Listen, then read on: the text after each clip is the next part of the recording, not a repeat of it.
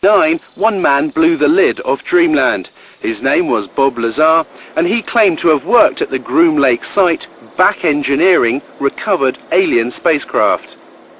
The base is against the side of a mountain, or small mountain, big hill. There are 9 hangar doors, and the hangar doors are not just shiny metal out in the desert. They are painted or sprayed with a sand texture to them, and from what I can ascertain, to prevent satellites from photographing the installation, so they look like the mountain range. It was pretty effective from what I could see.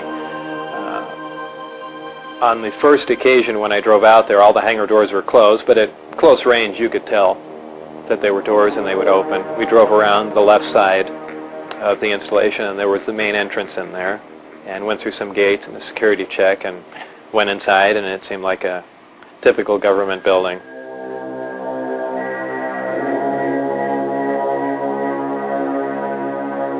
The work that I did basically entailed back engineering the power and propulsion system, and I opted to start with the power, the reactor that ran the craft. With the clearance that I had, that was known as Majestic clearance, there were only 22 people at S4 with that clearance to work on the craft.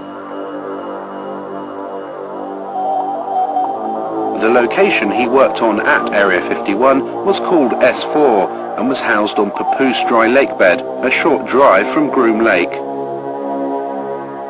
When I was brought in by bus, normally we had gone around to the left side of the installation and entered the door there, and for the first time one of the hangar doors, the one on the end, was open. The bus drove up and we stopped there, and clear as day, in the hangar, taking up almost all the hangar, was the disc. Looked like something right out of a science fiction movie. And we stopped, got out, and for the first time I was let in through that door. And as I walked in there, I thought, well, this is the new advanced aircraft we've been working on, and this is why people keep seeing flying saucers, because it's ours and we've just been testing it probably for all these years. And when I walked alongside it, I ran my hand on it. I say it's metal because it was cold, so I just assume it was some sort of metal. And in fact, by the hatch that was taken off, there was an opening there, and it had a little backwards American flag stuck on it. So I was positive it was something we had manufactured.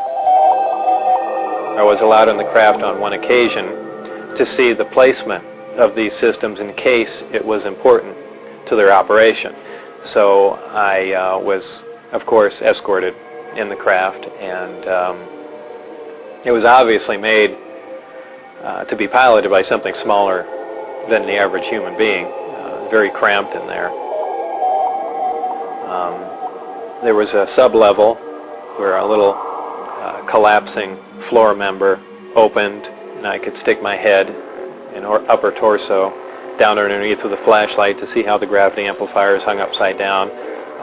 Looked around the placement of the 3 seats, about 1/3 to 1/4 the size of a normal human seat.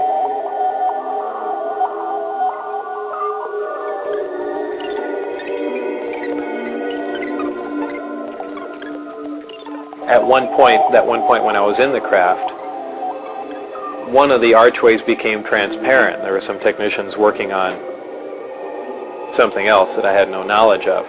So, and also something began to scroll up on the screen. So it might have been possible that the skin of the craft, whether under electrical influence or something else, could at times become either transparent to look outside, or be used as some sort of video screen. That was pretty amazing. When I went outside and looked at it, it looked as if it was just a plain piece of metal again.